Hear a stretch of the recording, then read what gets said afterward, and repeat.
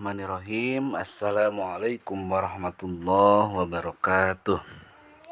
Apa kabar anak-anakku semuanya? Alhamdulillah, subhanallah, masya Allah, tabarakallah. Bertemu lagi dengan Parija pada mata pelajaran Sejarah Kebudayaan Islam atau SKI.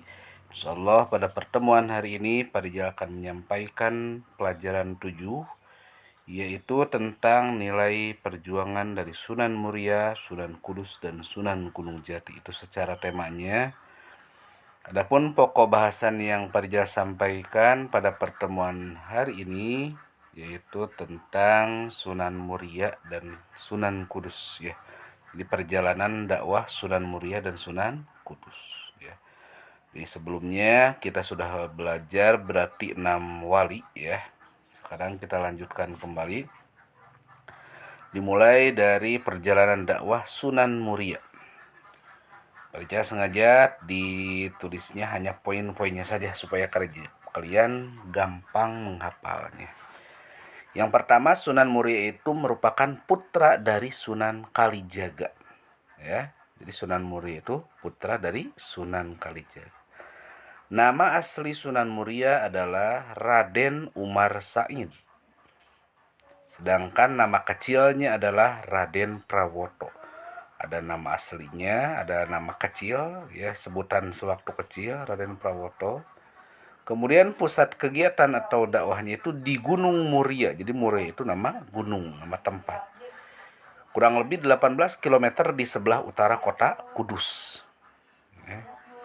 Sunan Muria sering mengajarkan keterampilan bercocok tanam, berdagang, dan melaut. Jadi Sunan Muria ini sangat dekat dengan rakyat sekitar ya. Beliau sering mengajarkan cara-cara bercocok tanam, selain berdakwah ya, berdagang dan melaut. Tentang Sunan Muria ya, sekali lagi Sunan Muria putra dari Sunan Kalijaga.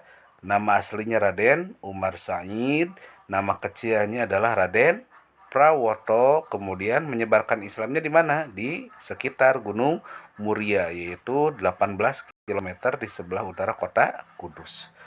Dan Sunan Muria juga sering mengajarkan keterampilan apa? Bercocok tanam, berdagang, dan melaut.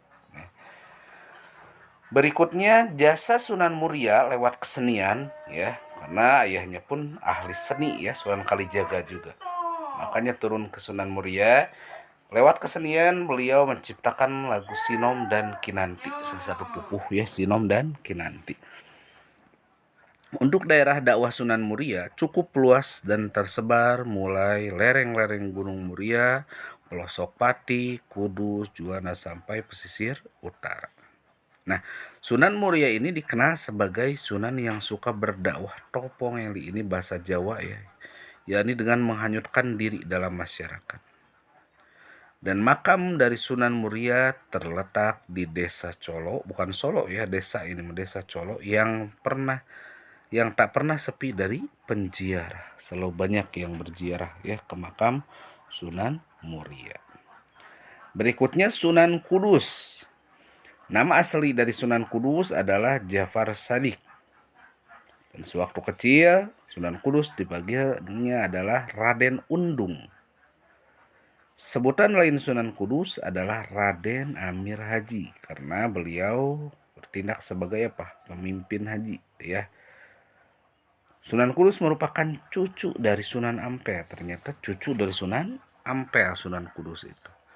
Parija ingatkan kembali kata Parija di awal ketika membahas pertama tentang Wali Songo, antara wali yang satu dengan wali yang lainnya adalah mempunyai ikatan kekeluargaan.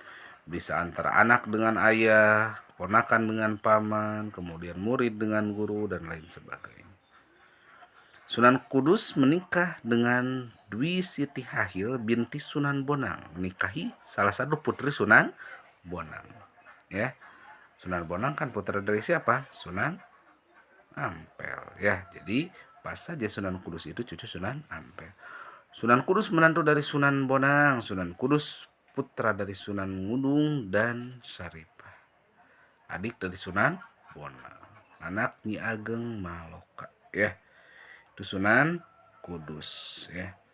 Dalam pemerintahan Demak, Sunan Kudus menjabat sebagai Ketua Mahkamah Agung. Jadi beliau aktif di pemerintahan ya, menjabat sebagai Ketua Mahkamah Agung atau Menteri Kehakiman. Dan Sunan Kudus banyak berguru ke Sunan Kalijaga. Ini guru dari Sunan Kudus. Cara Sunan Kudus mendekati masyarakat Kudus yaitu dengan memanfaatkan simbol-simbol Hindu dan Buddha. Jadi untuk daerah dakwahnya sudah jelas ya, sesuai namanya Sunan Kudus ya. Bentuk atau arsitektur Masjid Kudus, bentuk menara, gerbang, dan pancuran wudhu yang melambangkan 8 jalan Buddha. Ini salah satu pemanfaatan simbol apa? Simbol-simbol Hindu Buddha, tetapi dirubah menjadi keislaman ya. Salah satu karya Sunan Kudus adalah Gending, Mas Kumambang, dan Miji ini dalam bidang kesenian ya. Nah, peninggalan Sunan Kudus yang masih ada sampai saat ini adalah Masjid Menara Kudus yang dahulu dijadikan candi tempat memuja arwah dan ruh para raja ya. Jadi bentuknya pun menyerupai menara ya. Dahulu dijadikan tempat untuk memuja, sekarang dijadikan tempat beribadah ya. Jadikan sebagai masjid. Itu tentang Sunan Kudus. Untuk pertemuan hari ini dicukupkan sekian ya, mudah-mudahan kalian paham apa yang disampaikan Pak Rija tentang Sunan Muria dan Sunan Kudus. Nanti akan diperdalam kembali. Kita akhiri dengan hamdalah sama-sama. Alhamdulillahirabbil alamin.